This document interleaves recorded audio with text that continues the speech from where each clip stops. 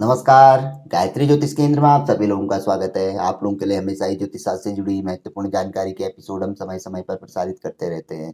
ज्योतिष शास्त्र की हर विधा से संबंधित जानकारी हम आप लोगों के लिए लेकर आते हैं।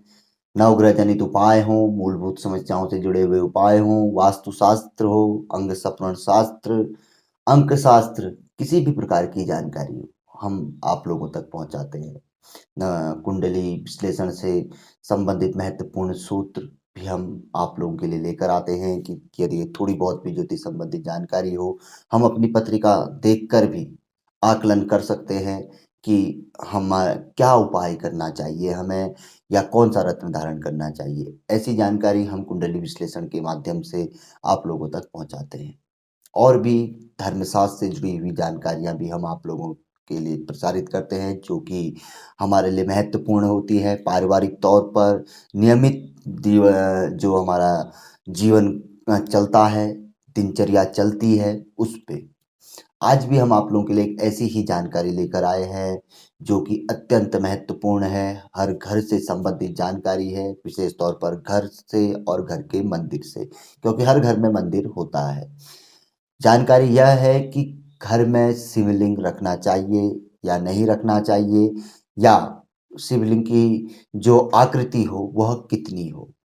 हमारे धर्मशास्त्र और विशेष तौर पर ज्योतिष शास्त्र में बताया गया है कि घर में बड़ा शिवलिंग रखना शुभ नहीं माना जाता, अशुभ माना जाता है। शिवलिंग जो कि भगवान शिव का प्रतीक होता है। शिव जी को भूतनाथ भी कहा गया है, मृत्युंजय यानी कि मृत्यु के देवता भी कहा गया है। तो इसलिए बड़ा शिवलिंग रखना घर में विनाशकारी माना जाता है। तो घर में पारद शिवलिंग विशेष तौर पर रखा जाता है, उसे रखना भी चाहिए। और इसके अलावा स्फटिक का शिवलिंग भी लोग रखते हैं। तो किंतु शिवलिंग की जो आकृति है, वह जो हमारे धर्मशास्त्रों में बताई गई है, ज्योतिष शास्त्र में बताई गई है कि अपने अंगूठे की लंबाई से बड़ा शिवलिंग अपने घर पे नहीं होना चाहिए। जितने अंगूठे की आपकी लंबाई होती है, उससे बड़ा शिवलिंग घर पे नहीं होना चाहिए। उससे छोटा शिवलिंग ही अपने घर के मंदिर पे आप रखें और नियमित उसकी पूजा करें, तो उसका साक्षात फल जातक को प्राप्त होता है, घर परिवार को प्राप्त होता है। हमारे हिंदू धर्म में हर घर में व्यक्ति का मंदिर होता है, और वहाँ पर अपने सभी देवी देवता जो हमारे रहते हैं, ब्रह्मदेव की तो फोटो नहीं होती है, किंतु विष्णु भगवान है, माता रानियाँ हैं, शिव जी है, हनुमान जी है, राम जी है, कृष्ण भगवान है।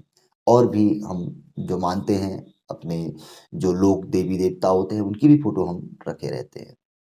तो शिव जी की फोटो भी रहती है, किंतु साथ में बहुत से लोग शिवलिंग, या अक्सर सभी लोग लगभग लगभग शिवलिंग रखते हैं, किंतु पारद शिवलिंग या स्फटिक का शिवलिंग ही रखते हैं। तो वहां पर कोई यह बात अवश्य ही ध्यान देने वाली बात है। बहुत से लोग अक्सर हमसे पूछते भी रहते हैं कि रखना चाहिए नहीं रखना चाहिए। हम उनको बताते हैं कि देखिए, आप रख सकते हैं पारद शिवलिंग, स्फटिक शिवलिंग, किंतु उसकी जो आकृति हो, उसकी जो हाइट हो, वो अंगूठे से कम होनी चाहिए, अंगूठे से छोटा ही होना चाहिए, इससे बड़ा शिवलिंग नहीं होना चाहिए। तो जो भी जैसे आप लोगों के घरों में भी यदि किसी व्यक्ति को पहली बार यह जानकारी मिल रही है और पहली बार वह सुन रहा है इस जानकारी को, तो यदि घर पे बड़ा शिवलिंग हो, तो उसे अवश्य ही घर से दूर विसर्जन कर देना चाहिए, गंगा आदि में या किसी मंदिर आदि पे छोड़ देना चाहिए। नहीं तो सर्वप्रथम सबसे उत्तम उसे गंगा स्नान आदि करा देना चाहिए, बहते हुए जल में विसर्जन कर देना चाहिए।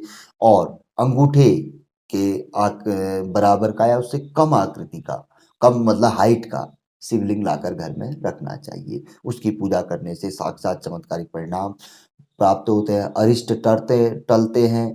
यानी कि मृत्यु समान जो कष्ट होते हैं, अकाट्य जो कष्ट होते हैं, उनमें भी व्यक्ति को राहत मिलती है शिव पूजा करने से, क्योंकि शिव से बड़ा नहीं कोई दूजा, खाली नहीं कहा जाता है।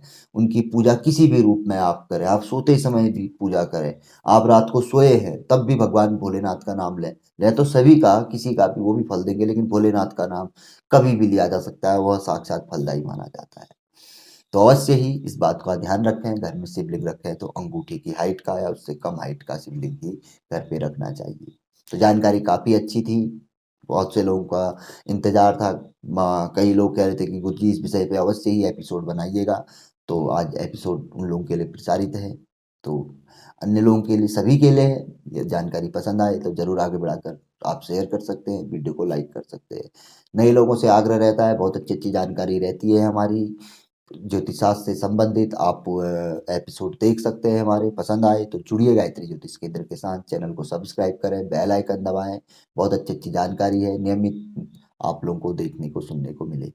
तो मिलेंगे ऐसी किसी बहुत अच्छी जानकारी के एपिसोड के साथ अगले वीडियो में। तब तक के लिए नमस्कार। जय श्री राम, जय श्री कृष्णा, ओम नमः शिवाय।